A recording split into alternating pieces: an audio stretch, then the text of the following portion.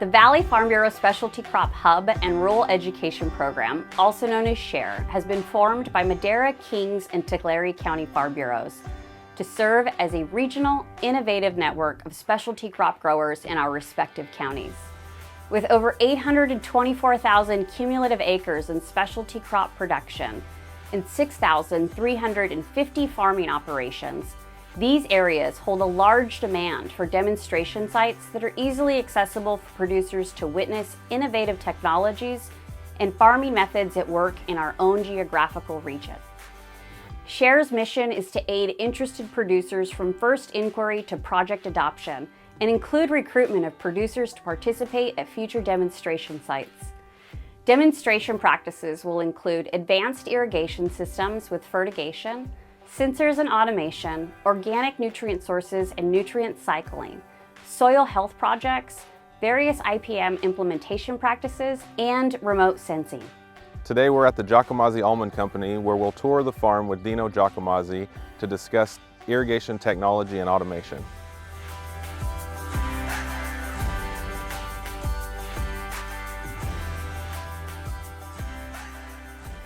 We farm around 1,150 acres. 700 acres of that are almonds, and the rest is open ground and alfalfa, corn, and wheat that we grow for local dairies for silage. We are fairly new to almond farming. We planted trees the first time in 2014. We started in dairy here on these properties in 1893 and sold our cows in 2019. And so prior to 2014 and planting our first almond crop, we had not done any drip irrigation or anything other than flood irrigation on corn, wheat, and alfalfa, which is what we'd been growing pretty much that whole time. When we started looking at growing almonds, it was pretty obvious that drip irrigation was the right thing to do. It seemed to be the normal standard way of irrigating, right? So we do not come from a time when people were generally flood irrigating and transitioning to drip. When we started out in almond planting, we wanted to know what was the latest technology, and we really approached it from a water saving perspective. We were really interested to know, how do we optimize our water use in our almond crop, anticipating even back then in 2013 that at some point in the future we were going to have limitations and restrictions in terms of what we could pump. And so we went through a very extensive process of research, looking into every technology that was available for drip irrigation at the time. We looked at what we believed at that time to be the most optimal way to irrigate trees, which was using variable rate irrigation based on irrigating trees based on soil type. So we started this entire process out using a Veris system, and we mapped all of our fields by soil type, and then we designed irrigation sets based on the soil type. And our thinking at the time was that heavier ground would need to be irrigated longer duration, less frequently. So say maybe one or two sets a week, longer sets, and that the sandier ground would require shorter duration, higher frequency irrigation. So we would have, maybe we would irrigate 6 times a week or 7 times a week, shorter irrigation sets on the sand. So we engineered our systems where, our laterals and our hoses were split, according to these maps that we drew from this Veris mapping system. In our other orchards where we have multiple varieties, we additionally set up separate laterals and separate valves to irrigate the nonpareils separately from the Monterey's. We did that because during the season, irrigating almonds, there's a couple of instances where we're trying to manage irrigation.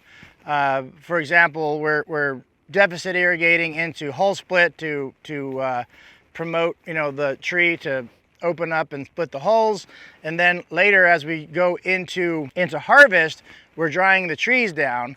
And with our dual lateral setup, it allows us to keep the water at 100% ET on the pollinators while we're drying down the nonpareils to harvest. And it allows us to keep irrigating the pollinators while we're harvesting and we're shut down on the nonpareils, and vice versa, right? So after the nonpareils are finished harvesting, we can crank up the water to the nonpareils, and then we start drying down the Monterey's, for example. So we ended up building these fairly complex systems that have a lot of different valves out in the fields. You know, each lateral has 2 valves, one for the nonpareil and one for the Monterey's. And we have, you know, in a standard, I would say, normal situation, you know, we have a 160-acre piece that has 4 40-acre blocks, okay? And those 40-acre blocks in our system are divided up by soil type, and we irrigate them basically in 3 sets that are, you know, 3 50-some odd acre sets based on soil type, that allows us, you know, one, to optimize our efficiency in terms of, you know, hours of irrigating. So we can irrigate in 3 sets versus 4, but also it creates the opportunity for us to irrigate each soil type according to its need, right? So we could irrigate longer sets more frequently in, you know, we could do short time, high frequency irrigation, or we could do long time, low frequency irrigation. We could, if we wanted to, deficit irrigate and dry down different sections of the field prior to harvest.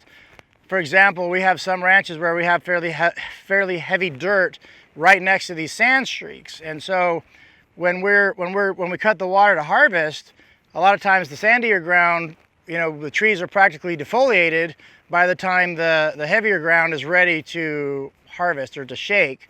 So we will on occasion continue irrigating our sand streaks and our sandier soils later into harvest than we do with our heavier grounds, which is one of the main benefits of doing variable rate irrigation. One thing that we discovered, though, during, you know, many years of implementing variable rate irrigation, is that it turns out, at least in our experience, that if you irrigate all of your trees on a higher frequency, at a higher frequency, let's just say 7 days a week or 14 times a week, we've experimented with irrigating every tree twice a day.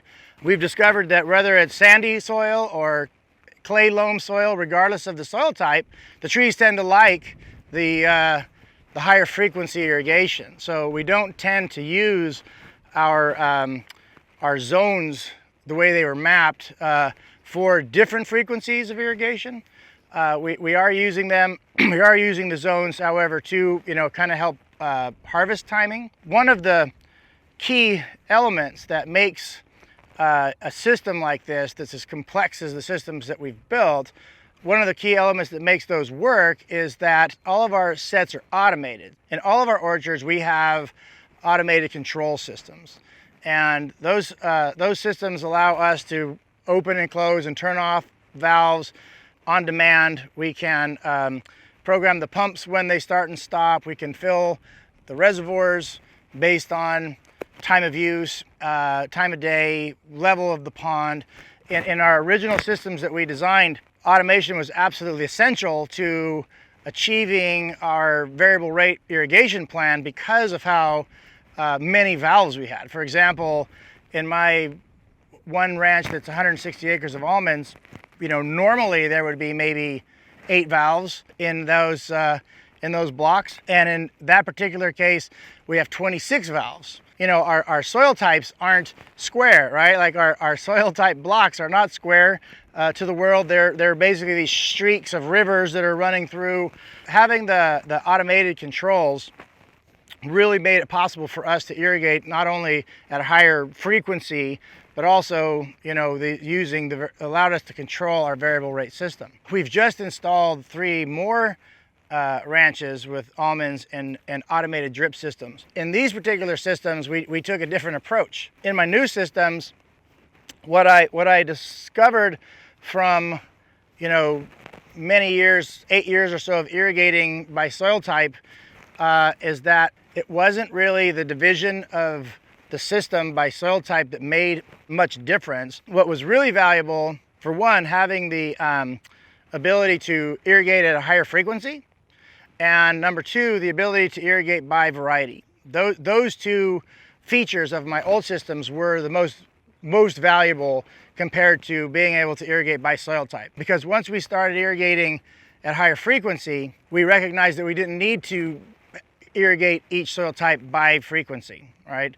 And so on my new systems, we took a different approach. So we set up systems that are by variety. So for every lateral that we have irrigating, we have a nonpareil and a Monterey pipeline.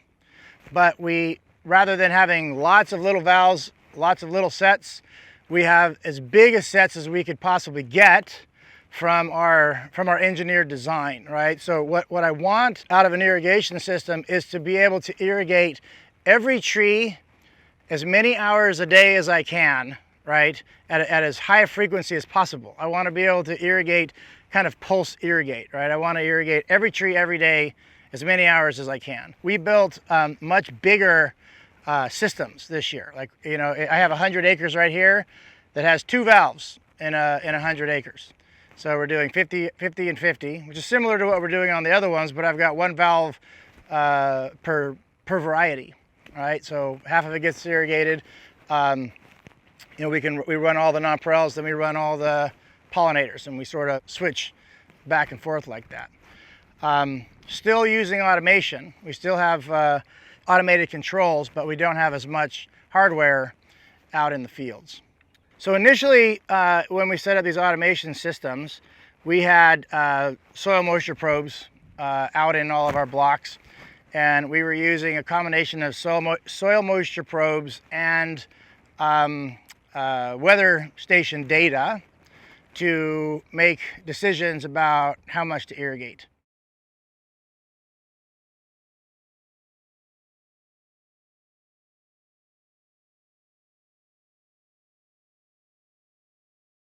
So primarily what I do is I use this soil probe, 3-foot soil probe. I also have a 5-foot auger and a 5-foot soil probe.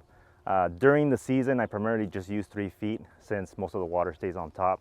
And what I generally do is I go within the wetted area of the drip, I probe, get a soil core, and I use the hand feel method, which is, you generally get it through experience. You take into account soil type, and within that soil type, you have a certain amount of available water holding capacity. And so I get the soil core, hand, squeeze it, see if it's pliable, how much moisture gets released, how much is available, and then determine how much water is in there by that. During this time of year, there's a specific amount of water that trees use. So I already have an idea of what's going to be required. And my job is to determine, okay, is that going to be enough? Do we have to increase water because of the heat that's coming? Will they hold with what they have? And that's generally the input that I have that I give towards Dino. Then I go down to 2 feet, and I can already tell there's better moisture. It forms a better ball. You can't ribbon this, which is generally how you use the hand feel method, but you can feel the moisture, a little bit of residue, so it's better. So the first foot's drier, and then I go down to 3 feet.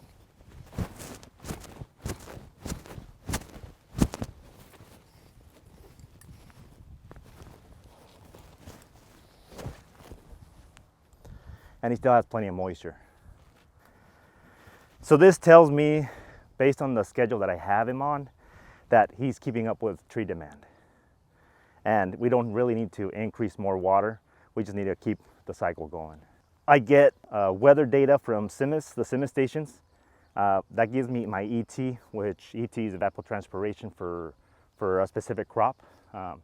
It's based off of grass reference, ET, and then I use a KC value established by the UC system to adjust for the almond crop. All that combined kind of gives me a direction in terms of what I'm going to do. You know, having Jose checking our fields for scouting for irrigation, he's also another set of eyes and hands out there in the orchard that's always finding other problems in the orchard for us. You know, like he's scouting bugs, and he's looking at weeds, and he's helping us make decisions, particularly when it comes to drying down for harvest. You know, having that human out there in the field looking at the hull split, looking at the hulls, looking at the trees and the wilt of the trees, and making decisions about irrigation based on observation. For us, we've discovered you can't replace that with technology. And I love technology. Like everything that you can have that's technology in an almond orchard, we've got it. We have it. We have all of it. But I still like that opportunity to have, a human out there. All of my systems have double line drip plus fan jets. The double line drip are all pressure compensated 1 gallon per hour emitters. When we're irrigating in drip, which is most of the time, when we decide that we're going to irrigate, X amount of hours, we're pretty confident, and we know with about a 98% probability that we're getting good distribution uniformity, right? We also use series imaging to fly our fields. We look at our orchards using the series imaging technology to look for problems with our irrigation. I will tell you that I was a bit skeptical about the ability for satellite imaging to show us anything, or from aerial imaging to show us anything in an almond orchard, but I'm actually really grateful that I have this technology in play right now, because we've discovered all kinds of problems with our systems that we didn't know we had. So we have 3 different irrigation reservoirs. This one that we're looking at right here was built in 2013 for our original orchards. This is a very traditional style of reservoir. It is fed by a deep well, and it's also fed by a canal. So we have 2 sources of water here to fill this pond. This pond is not lined. We initially decided to use it for a year and then measure how much loss we were getting in the pond. We're able to do that because we have very accurate pond level sensors in our system, in the standpipe with the booster pump, that tells us essentially where the pond is. So we used it in the first year, and then we filled it up and watched it sit for several months over the winter, and determined that it was pretty stable in terms of the leaking of this pond. Now on our 2 new ponds in our new baby tree development, we've taken a little bit of different approach, and so, for example, this pond is above grade, and we're pumping all the water into it. On our new ponds, they're all below grade, and all of the water from our canal system gravity flows into our ponds. And we did that for a couple of reasons. One is that we don't have to pump the water twice, right? So we don't have to pump it in and then pump it out. So we're saving the electrical costs when gravity can do the job for us. The other reason is that we on our new ponds, we actually oversized them by almost double from what we needed for irrigation. And then we divided the ponds in half, and we have a gate valve that separates two halves of a pond. We also located the ponds in the sandiest parts of our property, and so our intention is, after this year, once the ponds are settled, we're going to line half of the pond and use that half of the pond to irrigate out of, and then the other half of the pond is set up for sinking. So we've essentially built a reservoir plus a recharge system in one. So when flood releasing happens, this year it's not happening, but in next year I'm sure it's going to happen. Then we can just open the gate and flow water into our ponds and just let it sit there and sink. So we have lined ponds and unlined ponds for the reason of preserving water and sinking water. one of the other benefits of our automated systems for irrigating, our booster pumps are also programmed so that they do not run during peak. So we are running essentially all of our ranches during off-peak hours, except for the one that's run by a natural gas engine, and then that one runs on a little bit of a different schedule. But on all of our electric wells, everything, our groundwater boosters, our groundwater pumps, our boosters, everything runs off-peak except for our canal. When it's running ditch water, it will run 24 hours a day, because when the water comes, it comes, right? Which is another reason why we built the 2 new ponds below the level of the canal. We don't have to use any power to fill our pond. There are different electrical pumping rate plans, right? We're utilizing a plan that allows us to get discounts. We pay a lower off-peak rate and a higher on-peak rate than what would be normal, because we are committing to not irrigating during peak, right? If we ever do irrigate during peak, we get dinged pretty hard, on our cost, right? So the benefit of, using these automated systems is that we can get a savings in our rate because of our commitment to not irrigate during peak. I mean, we can if we have to, but we generally don't. We have 2 different automation systems. Both of them, have the ability to schedule when the irrigation starts and stops. We have on all of our systems, we have flow meters. We have flow meters on all of our wells. We have flow meters on our ditch pumps. We have flow meters on our boosters. So we pretty much track all the water as it moves around. And so within our automation systems, we have logs, and the logs tell us how much water we put out on what day, and we can look at all that, on a graph. We can look at that in a table and see it, in aggregate, like how much water have we used to date, how much did we use over the last year, have we applied water evenly to all of our blocks. That's something that I look at, quite a bit, because sometimes you have, a breakdown or something's going on, or you're going to stop irrigating in order to dry down to get into spray or something. And so, it helps me. I on a regular basis, probably twice a month, I go in and I look at an aggregate of like, okay, from year to date, how much did I apply on each block?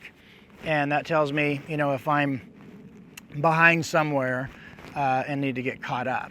I actually use less water than the standard model of almond irrigation, because we have these highly precision systems. I think our high frequency irrigating, I believe, allows us to irrigate with probably 20 to 30% less water.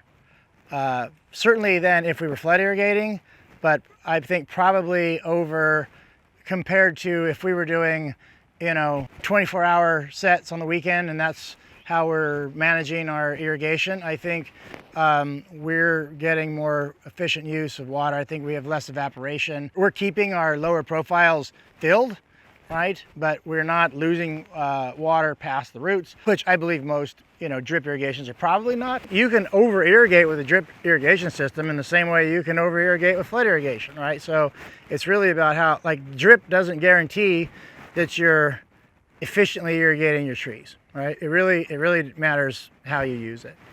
So all of my automation systems are cloud-based, right? So there's essentially what's in the field, hardware, and then there's the cloud, and all of the field data connects to the cloud in some way, and then I'm connecting to the cloud through my phone, through my computer.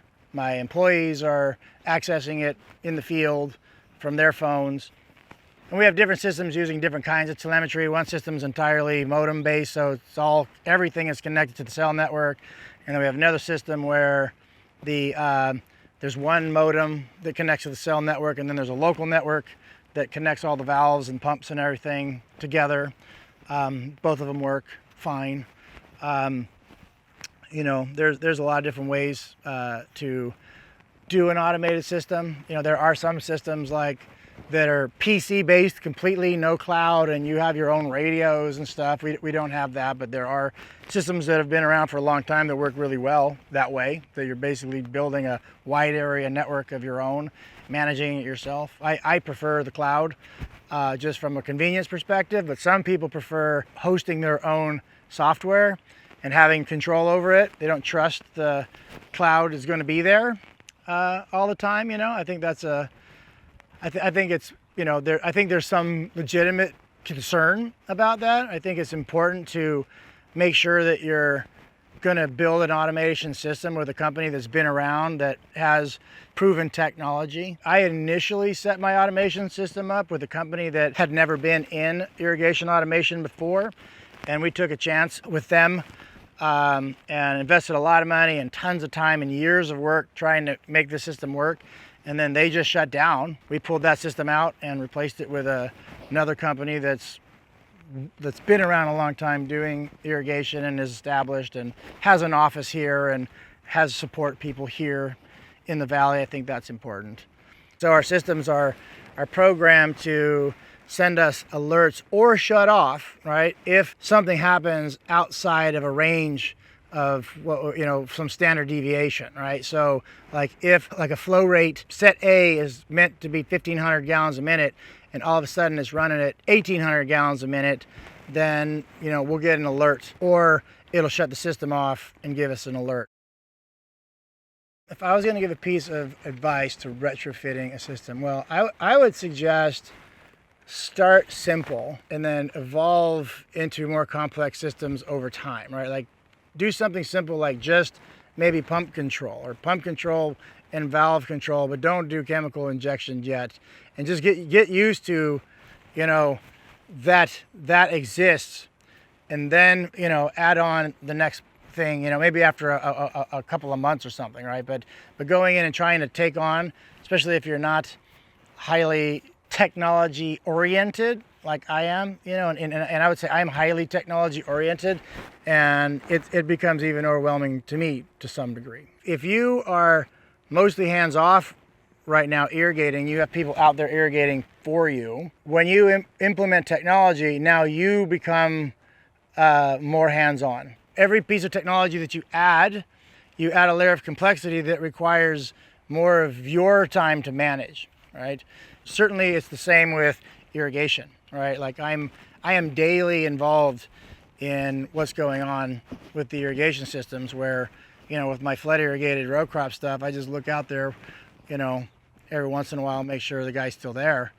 And if the crop's not dying, I know, he's doing his job. But automation requires human input. It's not set it and forget it. On our old systems, we went from an approach where we were trying to have a lot of different zones in order to irrigate the zones differently. And in my new systems, we are going for much bigger blocks, high frequency everywhere, right? So we went from a highly precise application of water in different zones. So now what we want is lots of water really quickly on as many acres as we can, as often as we can.